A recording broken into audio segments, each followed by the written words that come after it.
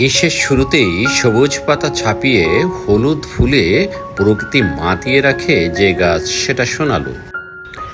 সোনালু, সোনালিকা, বাদরলাঠি। আসলে বাদরলাঠি নামটা যেন কেমন শোনা যায়, এত সুন্দর একটা ফুল।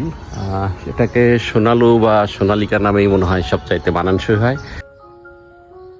এর বাইরেও এই গাছটি বিভিন্ন নামে পরিচিত, যেমন সোদাল, সোনালিকা, কানাই নড়ি, বাদর নড়ি, লাখাল নড়ি, সোনাঝুরি, নানা নাম।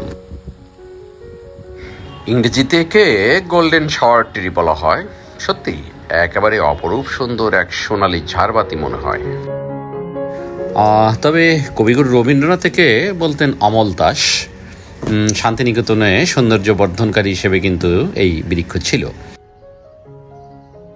ছোট সময় ছড়ায় ছড়ায় আমরা ধাঁধা শিখতাম, কোন গাছ সাজে, কোন গাছ বাজে, কোন গাছের পাতা নেই, কোন গাছের মাথা নেই। তো কোন গাছ সাজে এর উত্তরে ছিল এই সোনালু গাছ। সত্যিই সোনালু গাছের এই হলুদ ফুলে প্রকৃতি সাজে, অপরূপ সাজে।